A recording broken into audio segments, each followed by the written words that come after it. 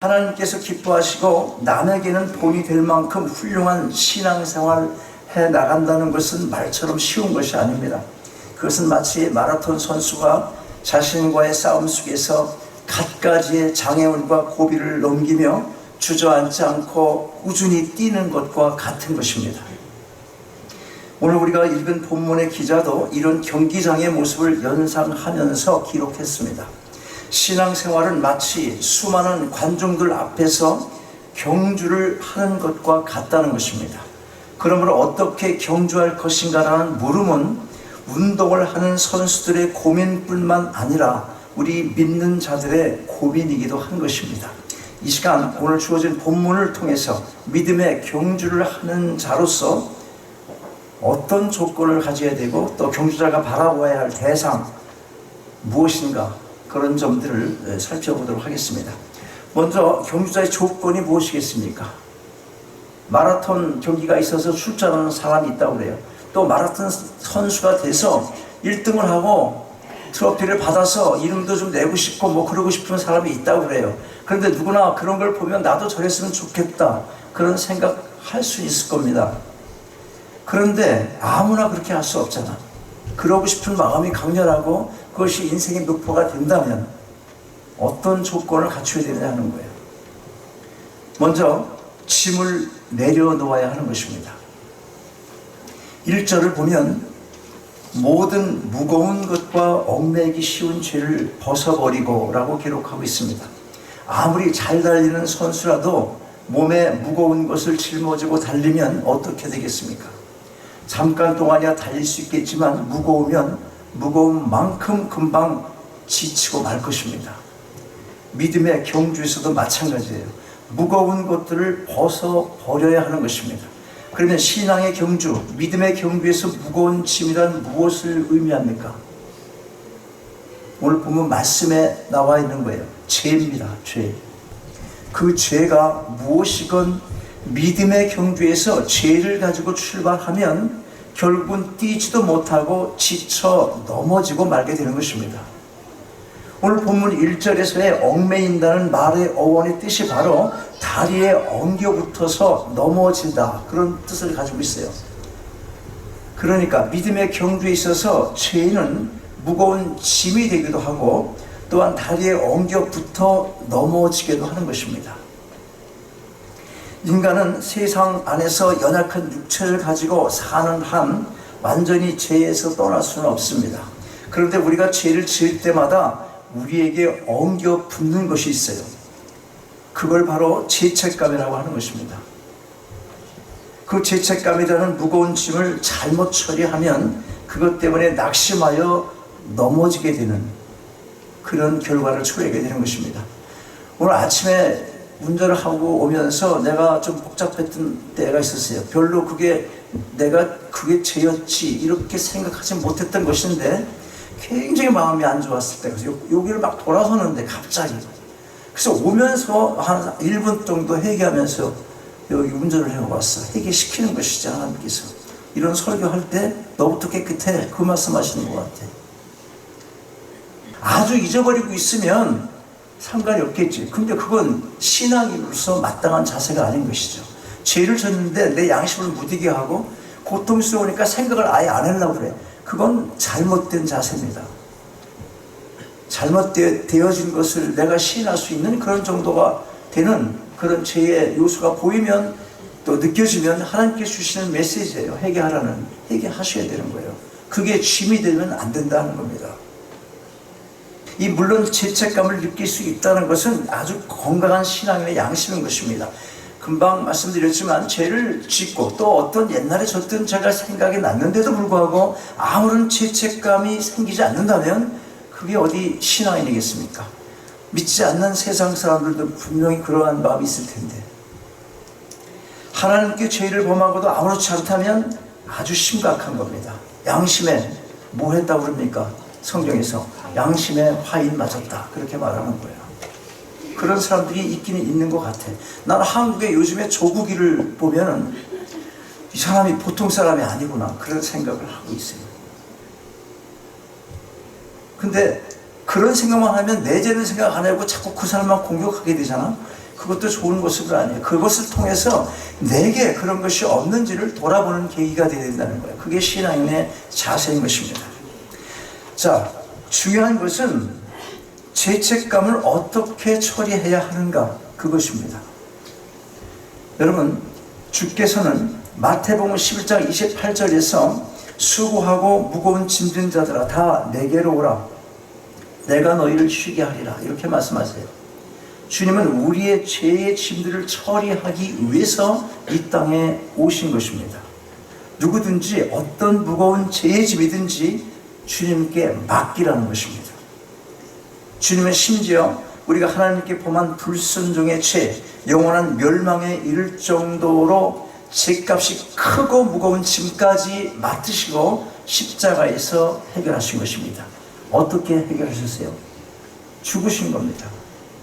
우리의 죄의 대가를 다 치르신 것입니다. 그런데 우리가 이 땅에 태어나서 지은 죄만 갖고 가신 게 아니에요. 지금 우리가 갖고 있는 많은 죄를 포함하고 또 여러분 일생을 살아가면서 앞으로 지을 죄도 다 가지고 가셨어요. 근데 여러분이 문제예요. 여러분이. 그럼에도 믿지 못하는 거예요. 우리가 해야 될 건 한 가지밖에 없거든. 그게 바로 요한 1서 1장 9절에 나온 말씀이에요. 만일 누구든지 죄를 자백하면 우리 모든 죄에서 깨끗하게 하시며 사해 주실 것을 그렇게 약속하신 거예요. 어디냐면 만일 19절 보면 여기 내가 써놨는데 한번 보세요. 이거 한번 읽어보세요. 같이 읽겠습니다. 시작. 만일 우리가 우리 죄를 자백하면 저는 믿으시고 의로우사 우리 죄를 사하시며 모든 불의에서 우리를 깨끗게 하실 것이요. 그 죄를 하나님께 주님께 내놓지 않고 고백하지 않으니까 내 죄책감이 그대로 나를 괴롭게 할 수 있는 것이지. 그럼 왜 안 내놓습니까? 왜 이런 말씀이 있는데도 내가 내 죄에 시달려서 내 스스로 나를 자학할 때가 있잖아. 우리가 어떤 때때로 보면 내가 죽일 놈이지 그러면서 계속 그러고 있으면 그것이 짐이 되고 얽매이는, 나 다리를 얽매여서 걸어가지 못하게 하는 그런 요소가 된다는 거예요. 장애적인 요소. 내가 죽일 놈이야. 그리고 자살하는 사람 치고 이거 참 이상한 사람인 거예요. 가장 미련한 가운데서도 가장 자존심 강한 사람들이 자살하는 거예요. 그걸 내가 죽음으로써 해결하겠다 그거 아니에요. 내놓으라는데. 자기 죽음을 자기가 책임진다고 자기가 자살할 때 그 죄의 대가가 그대로 다 사해집니까? 자기 죄를 내가 죽음으로 그 죄가 다 사해지는 줄 아시면 오산입니다. 죽었어도 한국에서 옛날에 그런 게 있었잖아. 죽은 사람 다시 재판하니까 너무 죄가 강하면 어떻게 했어? 그 전에 다시 파가지고 그 죄를 벌하지요. 내가 내 죄를 갖고 그것 때문에 죽어도 그걸로 책임지는 게 아니라니까.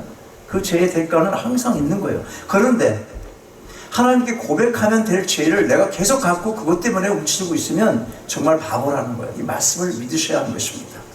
어린아이가 모르고 새로 사온 어떤 좋은 컵을 이렇게 깼어. 막 돌아다니다가 애가. 근데 자기가 잘못한 건 정도 아는 거야. 그런 정도 아이예요. 그래서 엄마한테 그러는 거예요. 엄마 내가 잘못했어. 그리고 이제 엄마가 야단쳤을 거 아니야. 왜 그러냐고. 잘못했다고 그랬어. 그러니까 다음부터 조심해 그랬거든. 근데 아침에 또 일어나서 엄마 내가 어제 컵 깬 거 진짜 미안해. 잘못했어. 또 그러는 거야. 됐다니까. 됐어. 이제 또 사면 되지 내가. 근데 그 다음날도 또 그러는 거야. 엄마 정말 내가 미안해. 잘못했어. 그러면 어떻게 될까요? 일주일 동안 계속 그러면 어떻게 될 것 같아요? 내가 용서해 줬다는데 계속 그러면 그 아이가 어떤 생각을 갖고 있는 거예요 도대체?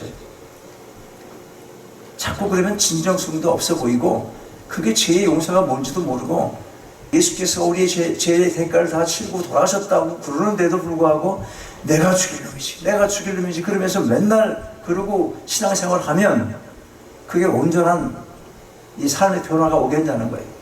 믿음의 경주가 되겠냐 하는 것입니다. 내려놓을 것 내려놔야 되는 거예요. 맡겼다가 다시 찾는 전당포가 아니라 다 내려놓으라는 거예요. 안전하게. 우리가 범한 죄가 무엇이건 주님께 맡기지 않고 나 스스로 고민하고 해결을 한다면 오히려 그것이야말로 주님께서 기뻐하시는 것이 아니라 주님을 불신하는 것이 되고 마는 것입니다.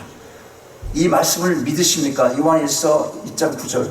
믿으시면 하나님과의 문제이든 사람과의 문제이든 아니면 나 스스로의 문제이든 모든 것을 주님께 맡기시기 바랍니다. 그리하여 주님이 주시는 온전한 자유를 얻으시고 믿음의 경주를 계속해 나가시기 바랍니다. 경주의 조건 둘째로 인내해야 합니다. 1절 하반절 보면 인내로서 우리 앞에 당한 경주를 경주하며 라고 말씀합니다. 많은 운동 경기 종목 중에 특히 마라톤이야말로 인내가 필요한 경주입니다. 육체 한계에 도전하는 종목으로 힘든 고비들이 수없이 찾아오는 거예요. 그 고비들을 인내하지 못하면 낙오자가 되고 마는 것입니다. 신앙의 경주도 마찬가지예요. 갖가지의 많은 어려움들이 찾아옵니다. 그 어려움을 참고 견뎌내려면 인내가 필요한 것입니다. 욥이 위대한 신앙의 모범이 된 것도 많은 시련의 바람 때문에 그렇습니다.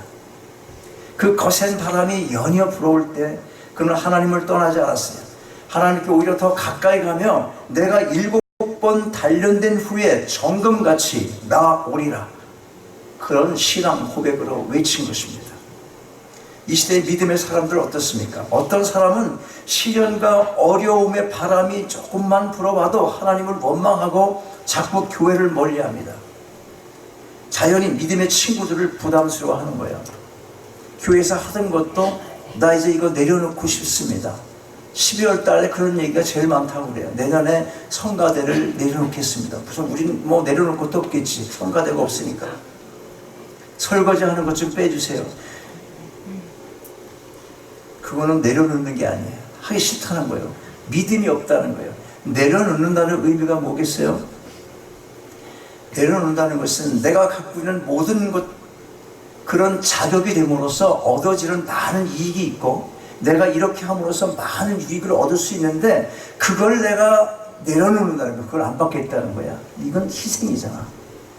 이런 게 내려놓는 거예요. 여러분들이 설거지 하는 거 내려놓고 싶어요? 그거는 나 이제 믿음이 떨어졌어, 그만하고 싶어요, 이 소리예요. 잘못 판단하면 안 된다는 거예요. 신앙에 있어서 지켜야 될 게 얼마나 많은지 알아요. 성경은 사랑으로 이끌어가고 사랑으로 용서하는 말도 많이 있지만 징계를 하고 하지 말라 이러면 안 된다고 지적하는 거예요. 그 말이 많은 말씀들 속에 연결되어 있기 때문에 그런 조건들이, 내용들이 하지 말아라 하는 그런 것들이 얼마나 많은지 몰라요. 그냥 너도 사랑 나도 사랑 둘이 동시에 우리 좋아 하나 좋아 뭐 이상한 노래나 부르면서 그러는 게 교회 생활이 아니라니까. 우리가 어떤 말씀을 들을 때 저거 우리 집 사정을 목사님한테 누가 얘기했어? 아니면 어떻게 알고 누가 전화질하고 고자질했어? 이런 느낌이 있으면 그거 자기한테 하는 말이야, 그게. 그런데 내가 설교하는 것은 전부 나한테 해요. 그렇기 때문에 여러분한테 적용이 될 수가 있는 거예요. 나는 내가 여기서 자유롭고 깨끗하기 때문에 이 설교한다고 생각하면 안 돼. 내가 항상 모자라는 부분이야. 항상 모자라는 부분. 그럼 내가 모자라는데 사람들이 다 같이 모자르지 않겠어요? 그러니까 우리 같이 듣는 거예요. 말씀을 받는 거예요. 내가 기도할 때 어떻게 말해요? 처음에 뭐라고 말합니까? 주신 말씀 감사히 받습니다. 그러잖아. 내가 말해놓고 주신 말씀 감사히 받습니다. 그렇게 기도하잖아. 받으셔야 되는 거예요.